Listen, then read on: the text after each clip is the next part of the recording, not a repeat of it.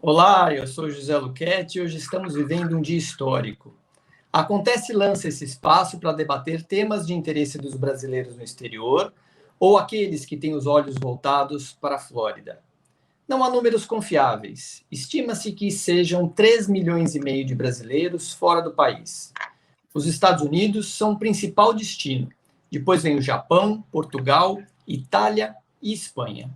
Os dois fatores que levam as pessoas a deixarem o país são aspectos econômicos e segurança. Até a década passada, o Brasil estava entre os 10 países que mais enviaram migrantes não autorizados para os Estados Unidos. Para debater o tema, me acompanham nessa bancada virtual a jornalista Cris Delboni, direto de Miami, e a também jornalista do Miami Herald, Adriana Brasileiro. Os nossos convidados são dois especialistas em legislação imigratória nos Estados Unidos, a advogada Jânia Braswell e o advogado Alexandre Piquet. Muito obrigado a todos pela presença e eu começo com uma pergunta para a Jânia. Jânia, o Biden, presidente eleito, traz alguma esperança de mudança na política migratória nos Estados Unidos? Qual a sua opinião?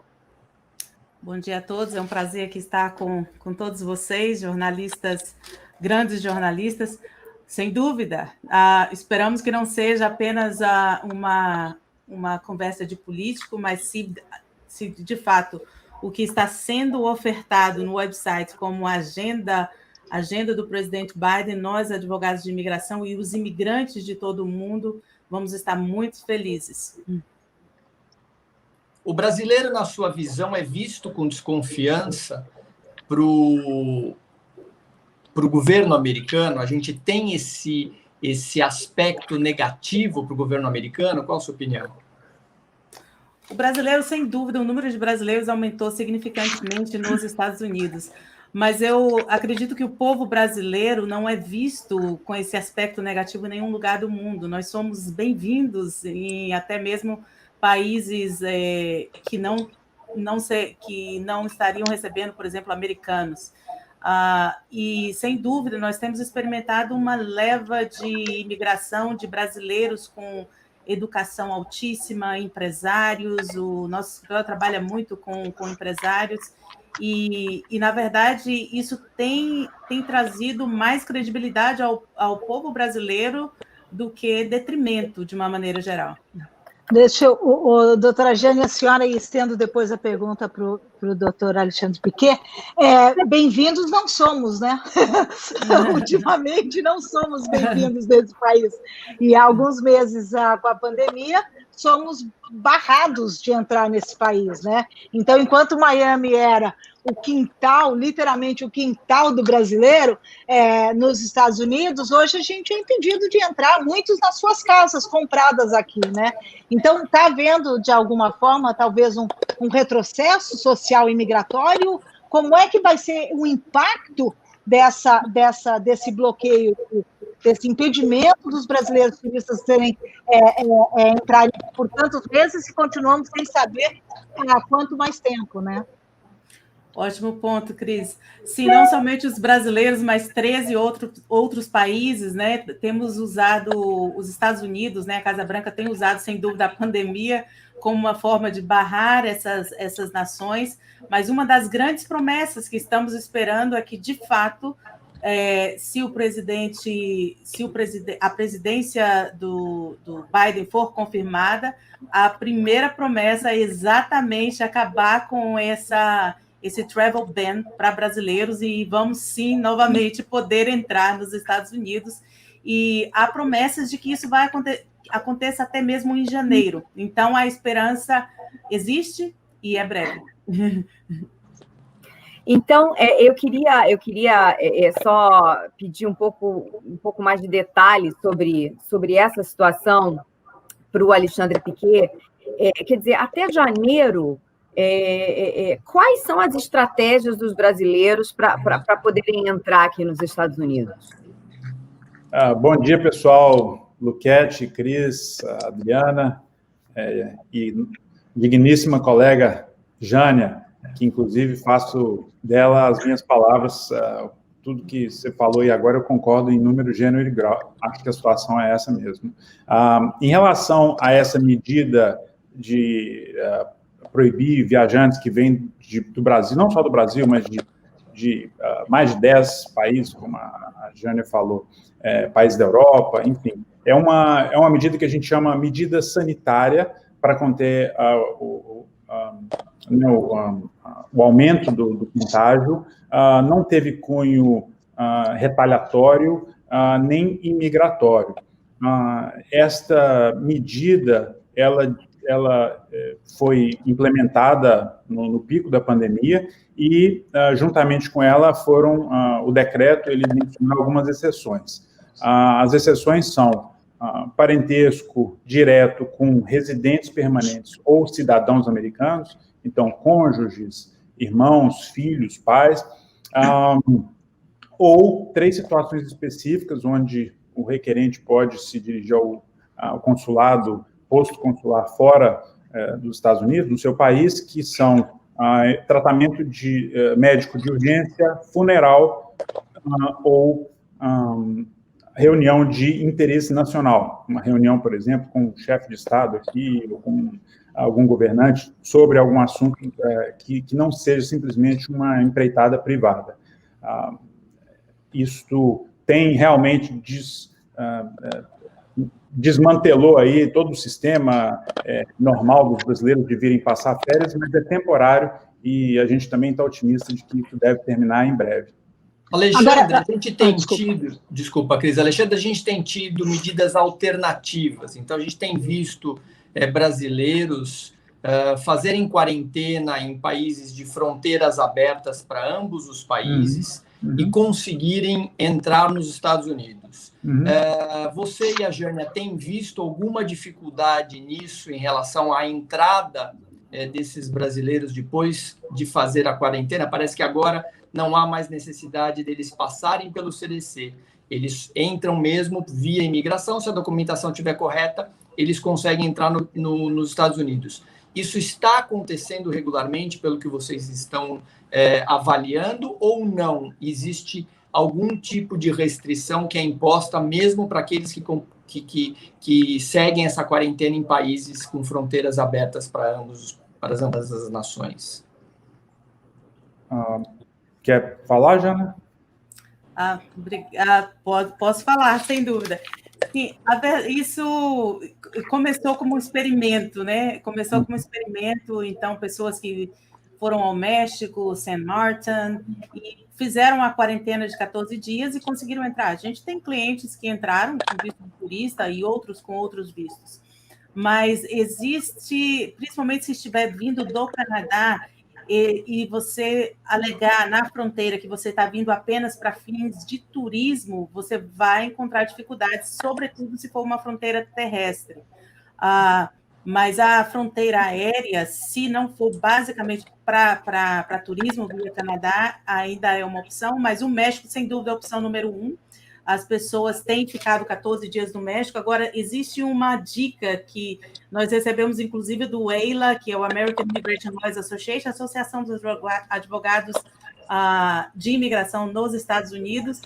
Não compre sua passagem, quando você sair do Brasil, não compre sua passagem do México para os Estados Unidos. Faça primeiro sua quarentena no México, depois compre sua passagem.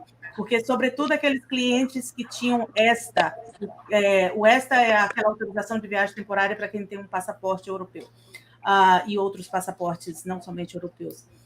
Para esses clientes que compraram a passagem antes de sair dos seus países, tiveram seus ESTAs cancelados e tivemos que resolver situações desse gênero. Então, se você tem intento de entrar nos Estados Unidos com o teu visto B1, B2 ou até mesmo ESTA, fazendo quarentena no México, compre a passagem depois dos 14 dias de quarentena. E acrescentando também o fato de que quando o viajante, né, ele, na hora de embarcar no país onde ele estiver fazendo a quarentena, o oficial, eles comunicam com o oficial do CBP, do Customs and Border Protection, aqui nos Estados Unidos, e já naquele momento dão ok para aquele viajante, antes de embarcar, ser aprovada a entrada aqui nos Estados Unidos. Por isso que também, nesta entrada aérea, o índice de problemas é menor, porque eles não gostariam de ter um mundo de gente chegando e, de repente, não pode entrar, e aí tem que colocar essas pessoas nos aviões de volta. Essa triagem é feita no embarque, né? A gente, conversei ontem com uma cliente, inclusive, que estava dentro do avião, um agente do CBP veio e falou: deixa eu tirar a cópia, me empresta o seu passaporte, que eu preciso verificar. Ele estava fazendo ainda a triagem, a verificação, com ela já embarcada. E depois voltaram e falaram: ok. Por isso que vamos dizer assim, a opção, obviamente, da quarentena, muitas vezes ela é incômoda, passar 14 dias num país onde você não teria interesse de ficar tanto tempo, mas você está cumprindo com os requerimentos do travel ban, que, de novo, simplesmente sanitários. Então, mostra que não é nada contra os brasileiros, e sim uma questão de índice de contágio em alguns países. Eu tenho uma curiosidade que eu ia perguntar, que o senhor falou sobre a questão sanitária. Agora, no mundo, né, na diplomacia, na imigração, sempre houve a reciprocidade, né? Então, se não precisa de visto para o Brasil, também não precisa para os Estados Unidos. Se está aberto para o Brasil, está aberto para os Estados Unidos. O que está acontecendo com esses governos que não está mais havendo a reciprocidade, e parece que o presidente Bolsonaro abre as pernas e o presidente Trump continua implementando regras que acabam sendo contra nós, por questão sanitária ou não, a gente está sofrendo o impacto da falta de reciprocidade, ou não? Sim, a reciprocidade normalmente ocorre nos casos de matéria econômica e, como você disse, diplomática. Na pandemia, acabou que os governos, até porque isso foi um fato inusitado na história do mundo, a gente observou que os governos tomaram decisões desconexas e não necessariamente amparadas em uma reciprocidade automática.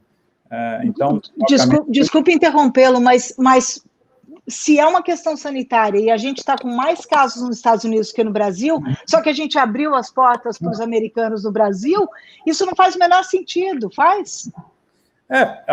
De novo, é uma decisão, né, de cada chefe de Estado, mas a gente tem visto, só em termos de, comparativamente falando, que os países, vamos dizer assim, não necessariamente estão seguindo uma regra de reciprocidade, como seguem com imigração, com tempo de estadia para visto de imigrante.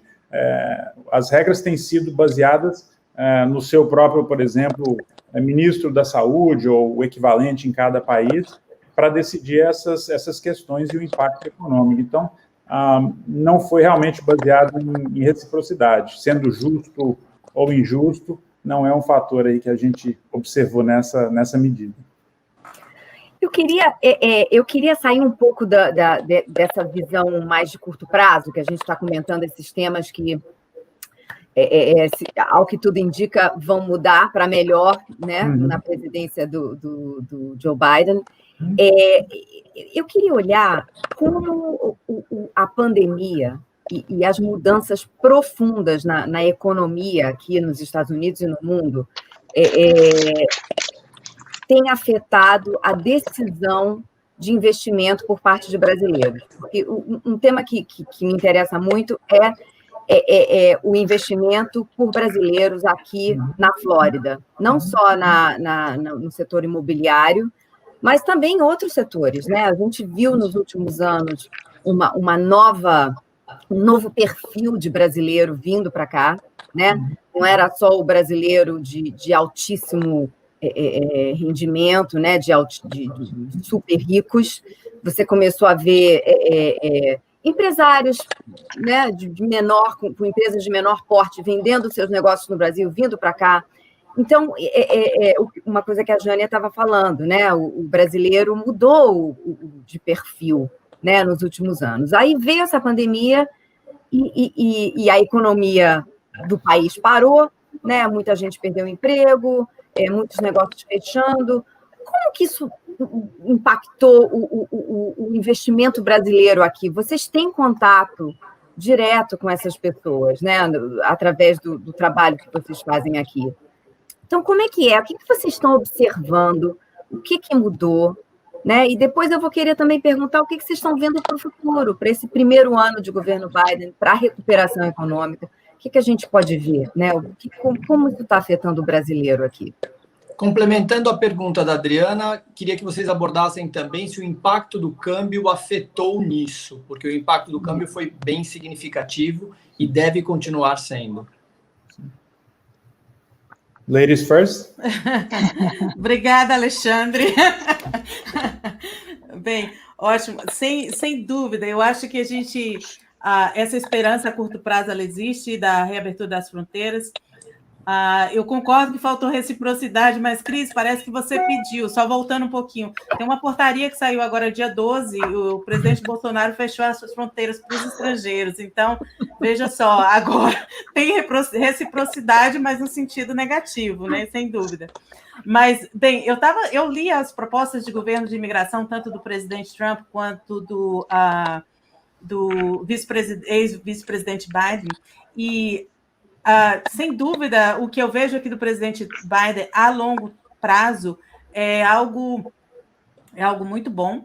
E tocando no assunto dos investidores, Adriana, é impressionante porque ontem mesmo eu estava conversando, tanto eu quanto a minha sócia, também a Adriana, sobre isso com um cliente em potencial que tem quase 10 milhões de dólares investidos em apartamentos de férias nos Estados Unidos, obras de artes, e ele não está podendo vir para os Estados Unidos, né? Então, ele perdeu essa liberdade de ir e vir. Então, por que ele nos buscou? Porque ele queria, Jane, eu quero um jeito de ter essa liberdade de entrar e sair dos Estados Unidos, mas eu não quero um green card, que seria a residência permanente, nem cidadania, porque uma pessoa com muitos bens no exterior e não queria estar sujeita a essa questão da tributação, esse planejamento tributário.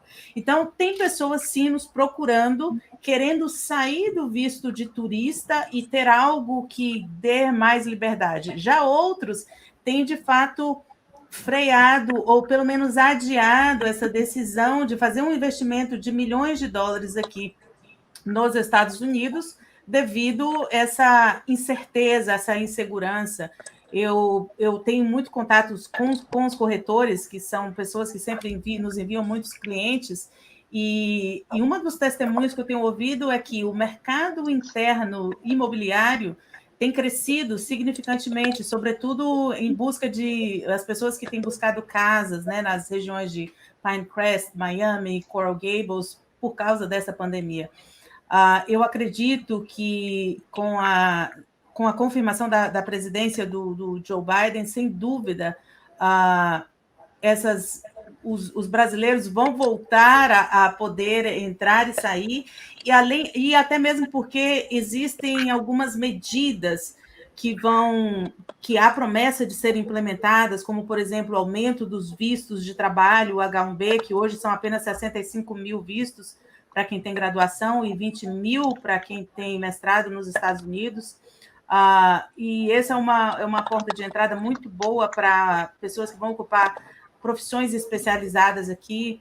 Para aqueles que são estudantes nos Estados Unidos, há uma proposta também pela agenda do Joe Biden, que pessoas que fizerem PhD nos Estados Unidos terão automaticamente direito a um green card. Isso é maravilhoso, isso é muito bom. Uma outra coisa que a gente tem torcido há muito tempo que acontecesse, a gente tinha esperança que acontecesse na presidência do Barack Obama, mas não aconteceu, é a anistia. Hoje são basicamente 11 milhões de indocumentados, né, nos Estados Unidos, e a anistia não é algo automático, todo mundo virou americano ou virou residente permanente, são pessoas que, de alguma forma, elas se qualificariam para um green card, ou via trabalho, ou via família, e a única coisa que as impede seria a presença ilegal nos Estados Unidos. Isso aconteceu na época do Clinton, em 2001.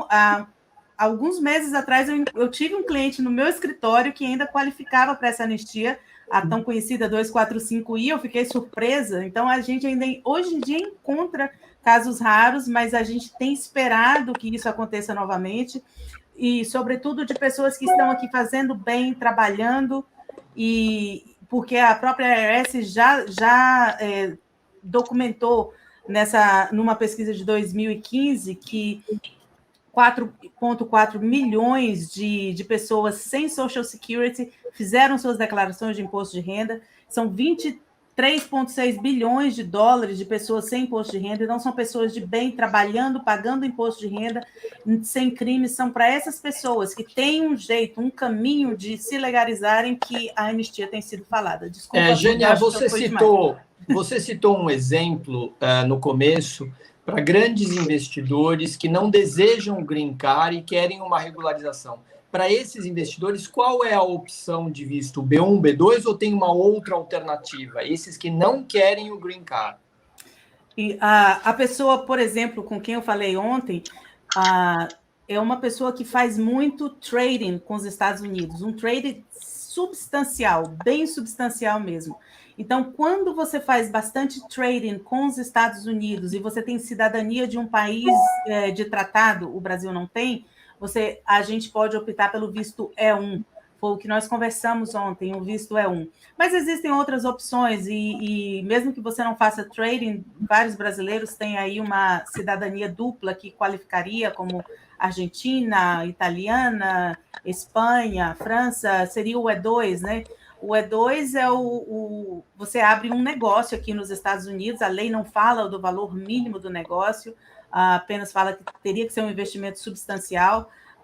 Os advogados variam em relação a recomendações, mas normalmente a maioria recomenda entre 100 a 150 mil dólares de investimento, dependendo do tipo de negócio que você vai investir.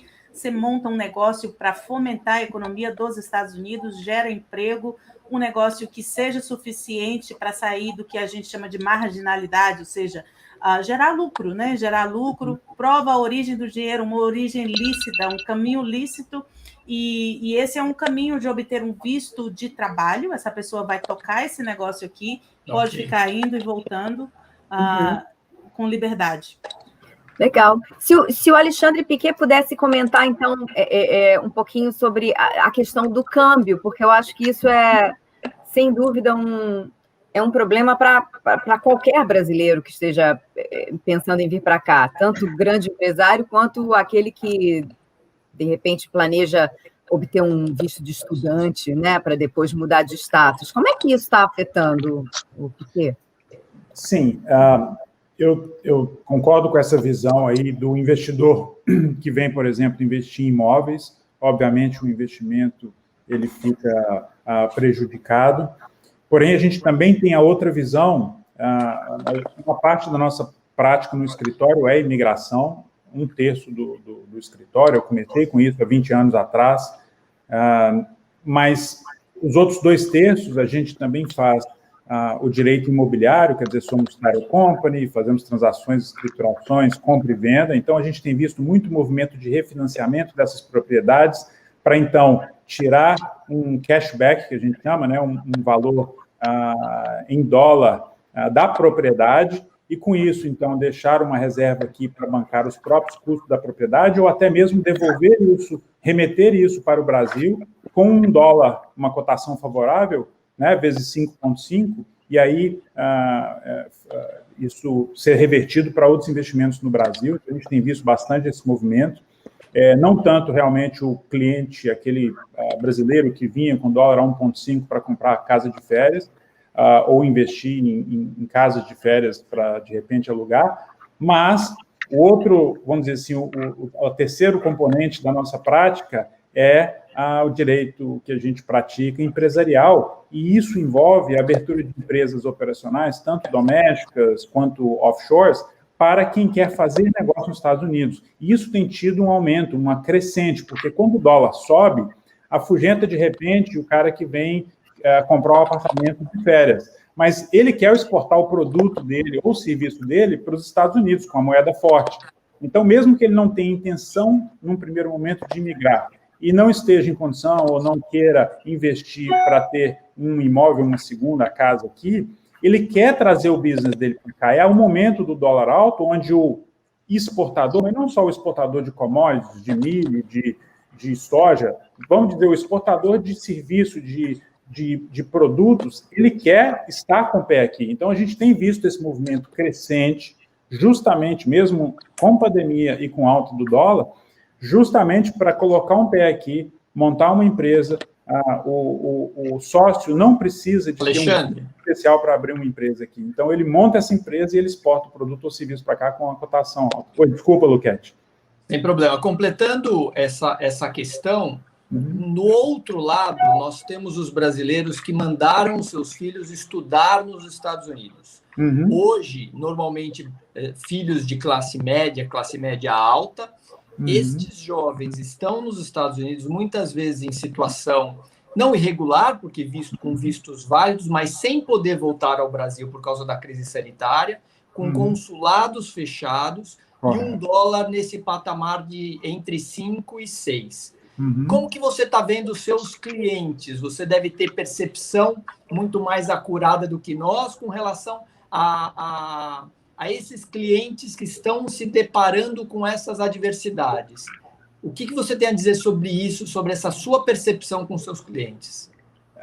Realmente pesa, né, Luquete? Imagina que se você, de novo, né, não contando aí com o topo 0,5% da população, que obviamente tem recurso para aguentar essas oscilações, mas aquela família, a gente vê muito pais que, de repente, são profissionais liberais, são pessoas de classe média alta, mas que trabalham, ou seja, precisam trabalhar para manter o seu estilo de vida, que fizeram planos para o filho, então, poder vir estudar nos Estados Unidos, estão pagando uma faculdade aqui, que como estudante internacional não tem nenhum tipo de subsídio, nem de desconto, ou seja, é uma mensalidade cara, e aí, de repente, essa mensalidade hoje pode estar algo em torno aí de R$30 mil, por exemplo, para um aluno, dependendo da faculdade.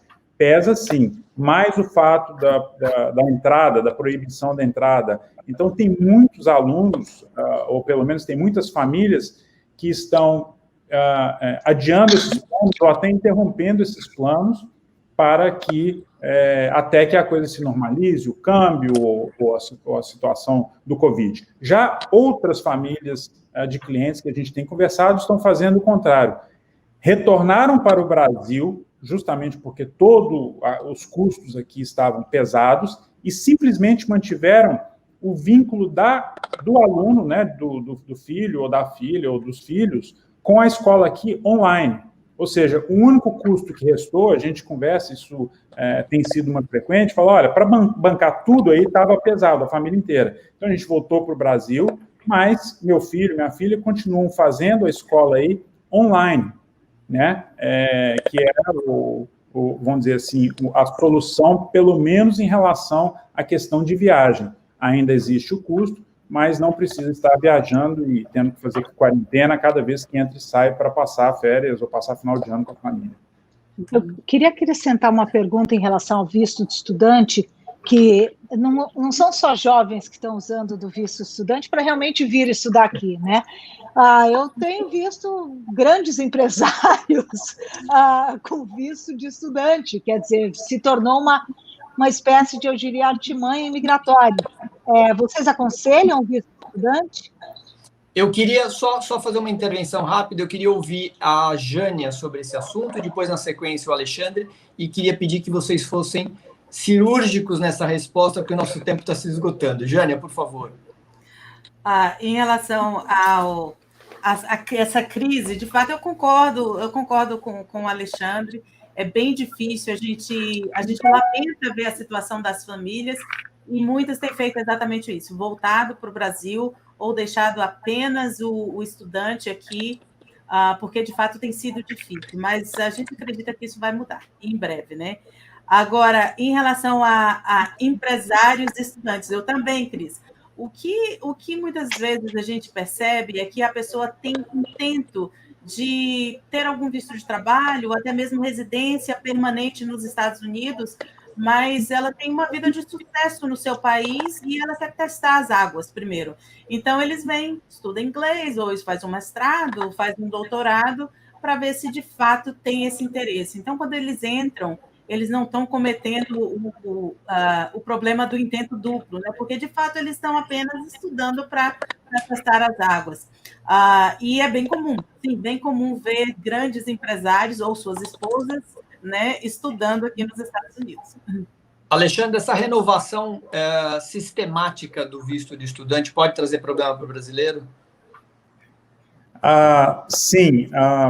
Inclusive, uma das propostas que estavam aí na mesa para o governo atual era que o visto de estudante ele não teria mais o que a gente chama de duration of status, ou seja, ele vale enquanto você estiver estudando, independente para o resto da vida. Ele teria uma duração fixa, limitada pela vida do visto, ou seja, o visto L1, você pode ir renovando até um máximo de 7 anos. Visto H1B, você pode fazer a renovação um máximo de 6 anos. A proposta seria implementar isso para o visto estudante também. Olha, o visto estudante, você veio fazer faculdade, ele vai ter uma duração máxima de 4 anos, então. A duração do curso, por exemplo. Isso afetaria bastante essas famílias que vêm para cá e estão todos debaixo do guarda-chuva de um visto de estudante, um F1 na família, por exemplo, o marido ou a esposa estudando inglês e todo mundo de F2 embaixo. Realmente, a intenção, se for somente estudar e voltar para o país de origem, ok, o estudante serve para isso, mas a maioria que pretende ficar aqui permanentemente deveria, mais do que nunca agora, buscar uma solução mais permanente em termos de um visto de trabalho ou até mesmo uma petição imigrante. Bom, o tema é extenso, assim como é complexa a legislação norte-americana. Queria agradecer muito aos nossos convidados, Alexandre Piquet e Jane Abraço. Esse debate foi muito esclarecedor dentro do nosso tempo, que é limitado. Agradeço também às minhas colegas Cris Delboni e Adriana Brasileiro. E voltamos com o Acontece em Debate numa próxima oportunidade. Muito obrigado. Obrigada. Obrigado a todos.